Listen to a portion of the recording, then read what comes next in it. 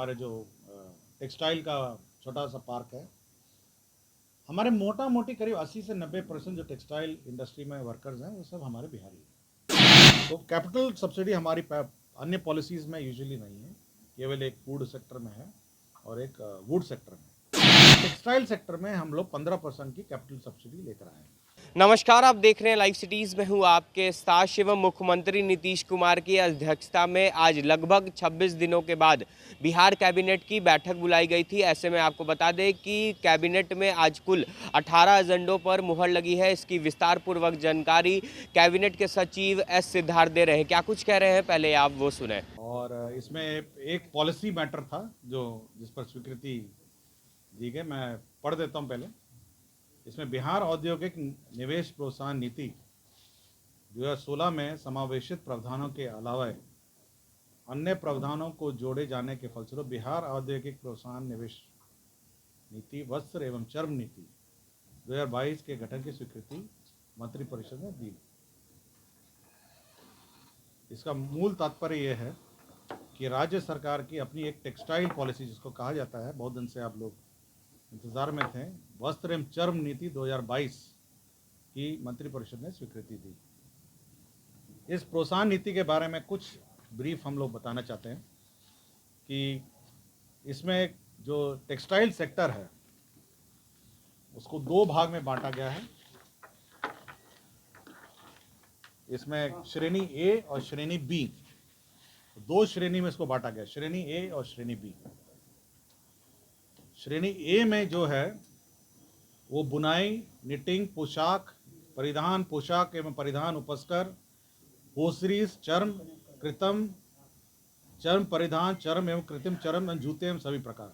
कहने का मतलब है श्रेणी एक में वो सब हैं जो हमारे शर्ट का या पैंट का फैब्रिकेशन है और जिसमें कपड़े की सिलाई होती है, मतलब जिनमें सिलाई का मामला है वो सब श्रेणी ए में है, जहाँ पे सिलाई मशीन पे लोग बैठेंगे और सिलाई का काम करेंगे। साथ ही साथ जूते चप्पल का निर्माण भी श्रेणी ए में है, जो जूते बनाते हैं, चप्पल बनाते हैं। श्रेणी बी में है स्पिनिंग है, गिनिंग है, जो वस्त्र का निर्माण है, मतलब जो आपके कपड़ों का निर्माण है, कपड़ों का धागा का निर्माण है, जिसमें लेबर कम लगता है किंतु टेक्सटाइल सेक्टर में आते हैं, मतलब टेक्सटाइल का प्रोसेसिंग है, प्रिंटिंग है, तो ये सब आपके श्रेणी बी में है। तो ये पहला समझना है कि श्रेणी ए और श्रेणी बी में ये जो टेक्सटाइल सेक्टर है, टेक्सटाइल और लेदर जिसको कहा जाता है, लेदर भी, चर्म भी है, उसको बांटा गया।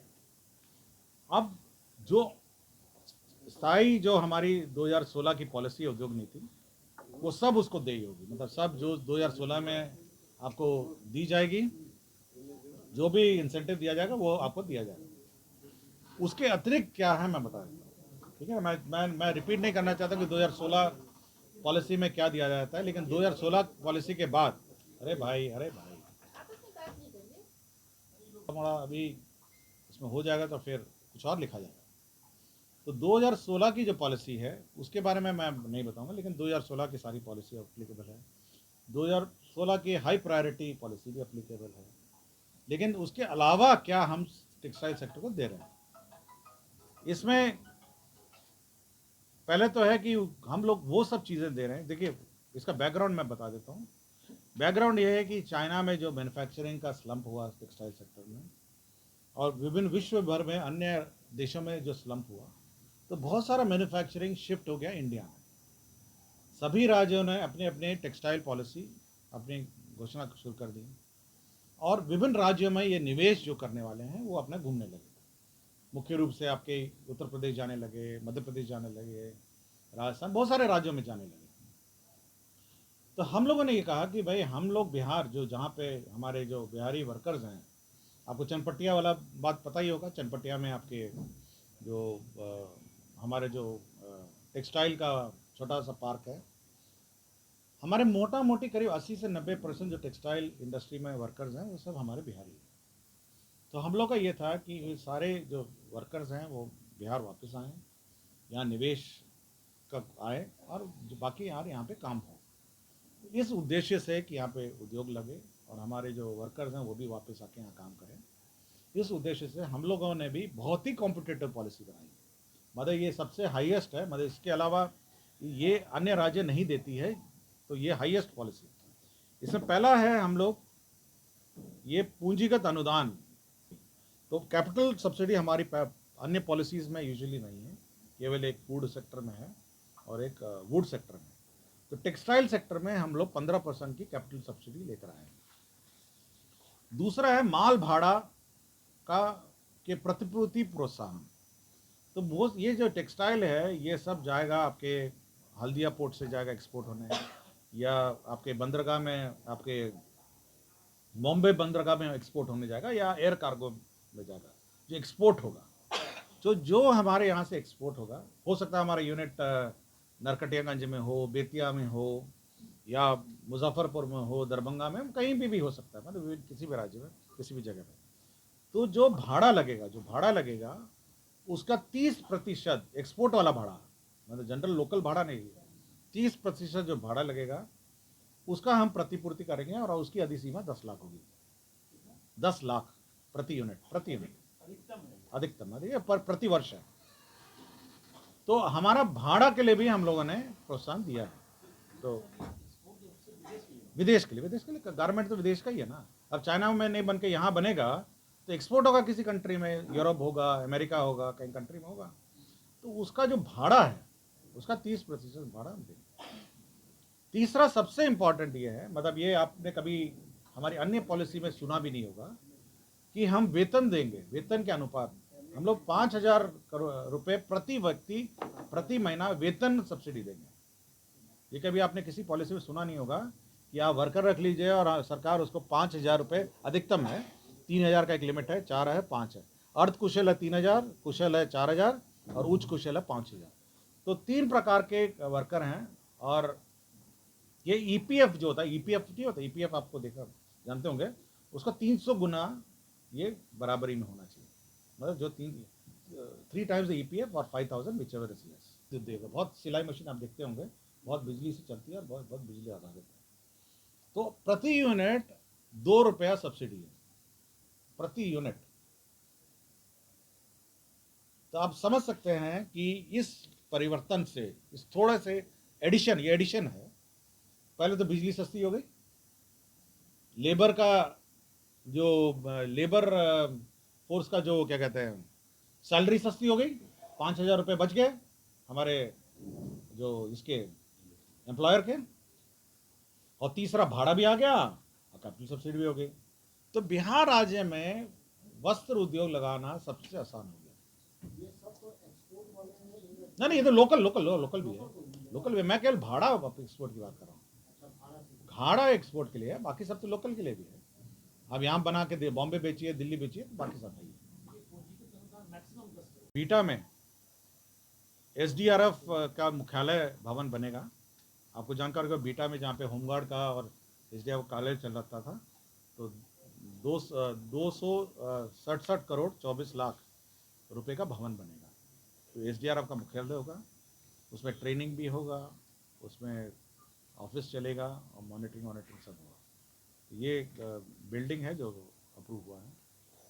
दूसरा एजेंडा था जो 50 करोड़ बीसीएफ, ये हमारा जो आकस्मिकता निधि से एडवांस निकाला है, ये जो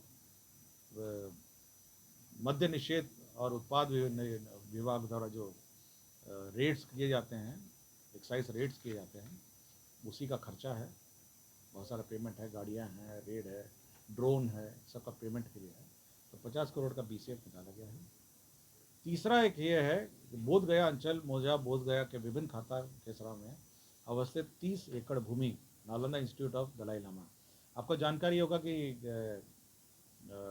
हिज होलीनेस दलाई लामा के ब्लेसिंग से नालंदा इंस्टीट्यूट ऑफ दलाई लामा गया में बनाया जा रहा है। तो सरकार ने उनको निःशुल्क भूमि दी थी। उसके अतिरिक्त उन्होंने प्राइवेट ज़मीन भी एक्वायर की है। उसी का रजिस्ट्रेशन शुल्क जो है सरकार ने विमुक्त किया है। तो रजिस्ट्रेशन फ्री हो जाएगा।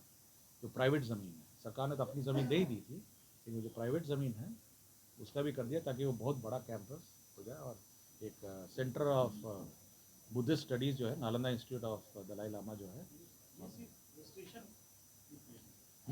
हाँ रजिस्ट्रेशन, केवल रजिस्ट्रेशन। जो रजिस्ट्रेशन का पैसा कोई प्राइवेट से उन्होंने दान, बहुत लोगों ने दान भी दिया, उसका रजिस्ट्रेशन ड्यूटी लग रहा था उसी को, मेरी जानकारी नहीं है उसको क्या है। पहले कंसल्टेशन, ये कंसेंट की जगह शब्द कंसेंट को शब्द कंकरेंस से प्रस्ताव, पहले कंकरेंस था उसको चेंज करके कंसेंट कर दिया गया था। जो मीडिएशन का जो शुल्क होता है केवल उतना ही संशोधन किया। फिर विज्ञान एवं प्रौद्योगिकी विभाग है, इसमें विज्ञान प्रौद्योगिकी विभाग के अधीन संचालित राजकीय अभियंत्रण महाविद्यालय में पूर्व से कार्यरत नवनियुक्त एवं नियुक्त होने वाले शिक्षकों की क्षमता वर्धन तथा नया उभरते तकनीकी जानकारी के लिए प्रशिक्षण प्रदान करने हेतु आईआईटी पटना और एनआईटी पटना को नामित करना। तो एनआईटी पटना और आईआईटी पटना ये कैपेसिटी बिल्डिंग करेगा, जो हमारे इंजीनियरिंग कॉलेज के टीचर्स हैं, फैकल्टी हैं, एक वो प्रस्ताव है। दूसरा बीटा में दूसरा प्रस्ताव है बीटा बाढ़ में बान अनुमंडल में नव स्थापित राजकीय पॉलिटेक्निक बाढ़ में उसका विद्युतीकरण, जल आपूर्ति, स्वच्छता और अन्य सभी विकास कार्यों के लिए 72 करोड़ 79 लाख का प्रावधान स्वीकृति दी गई है। साथ ही साथ हमारे जो नेक्स्ट एजेंडा है, 7वां नंबर एजेंडा है, उसमें 35 जिलों में स्थापित संचालित राजकीय अभियंत्रण महाविद्यालयों में लाइब्रेरी, कर्मशाला, प्रयोगशाला, छात्रावास और सभी मशीन उपस्कार में 105 करोड़ 50 लाख रुपए व्यय करने की स्वीकृति है।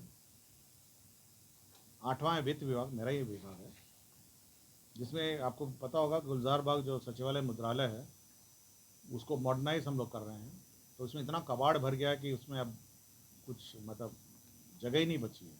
तो उस कबाड़ को डिस्पोज करने के लिए metal and scrap trading corporation, ये भारत सरकार का उपक्रम है, उसके माध्यम से उसको डिस्पोज करेंगे। कबाड़ एक बार हट जाएगा, फिर उसको हम लोग रिपेयर करेंगे, उसके बाद हम लोग नए प्रिंटिंग प्रोसेस के रूप में उसको कंस्ट्रक्ट करेंगे। तो ये है वाणिज्य कर विभाग द्वारा वहाँ पे डिजिटाइजेशन का काम किया जा रहा है।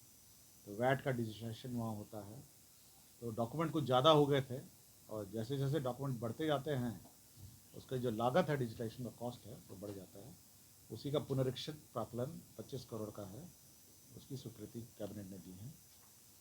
ललित नारायण मिश्र आर्थिक विकास एवं सामाजिक परिवर्तन संस्था है, ये एल मिश्रा इंस्टीट्यूट है जो मैनेजमेंट और बीसीए और सब पढ़ाया जाता है, जिसका मैं खुद डायरेक्टर भी हूँ। तो इसमें पद सृजन किए गए हैं ताकि फैकल्टियों का अपॉइंटमेंट होने और स्टाफ का भी अपॉइंटमेंट, जैसे पद जो शैक्षणिक पद है वो है 22, 51 हो गया आपके सहायक प्रोफेसर, प्रोफेसर एंड प्रोफेसर। जो फैकल्टी है 51 का एक और है, ये जो शैक्षणिक आधारभूत संरचना विकास निगम जो है उसका memorandum of association and article of association, ये पुराने एक्ट से गठित था 1956 का, उसको 2013 के नॉर्म्स में गठन किया है। तो ज़्यादा संशोधन नहीं है, केवल प्रक्रिया और डेफिनेशन है जो 2013 में चेंज हो गई थी, उसके अनुसार ही किया गया। सामान्य प्रशासन विभाग, ब्रिज किशोर सदानंद बिहार प्रशासनिक सेवा तत्कालीन वरीय उपसमाहर्ता सह प्रभारी पदाधिकारी, जिला गोपनीय शाखा किशनगंज संप्रयुक्त बंदोबस्त पदाधिकारी कटिहार को सेवा से बर्खास्त किया गया। राजस्व एवं भूमि सुधार विभाग, एक फुलकाहा थाना भवन को सैरात की ज़मीन ट्रांसफ़र की गई, वहाँ पे उस ज़मीन पर अभी भी चलता है थाना। तो ज़मीन ऑफिशियली 1 एकड़ गृह विभाग को स्थानांतरित की गई फुलकाहा थाना भवन का। राजस्व एवं भूमि सुधार का एक प्रस्ताव था जो मौजा सिंघवा में सिंघाव थाना 64 खाता 99 है, खेसरा 17-18, इसमें बगहा 2 में जो प्रखंड से अंचल कार्यालय सिंघाव है उसका भवन निर्माण के लिए ज़मीन का स्थानांतरण हुआ।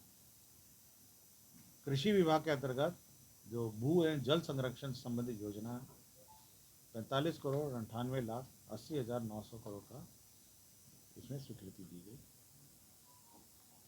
जल संसाधन विभाग का कोची मेसी अंतरराज्य लिंक परियोजना है, उसका डीपीआर निर्माण कोची मेसी लिंक परियोजना जो है, इंटरलिंकिंग ऑफ रिवर्स जो है, उसमें 2 करोड़ 78 लाख का उसका डीपीआर निर्माण की स्वीकृति दी गई। अभी डीपीआर बनेगा, उसके बाद जो एस्टीमेट आएगा उसके आधार पर फिर राज्य सरकार स्वीकृति की कार्रवाई करेगी। उद्योग विभाग मैंने आपको बता ही दिया, जो औद्योगिक निवेश प्रोत्साहन नीति। शिक्षा विभाग में है कामेश्वर सिंह दरभंगा संस्कृत विश्वविद्यालय दरभंगा के नियंत्रणाधीन उप शास्त्रीय स्तरीय महाविद्यालयों के शिक्षकों और शिक्षक कर्मी को दिनांक 1/1/2016 के प्रभाव से पुनरीक्षित वेतनमान की स्वीकृति प्रदान की गई।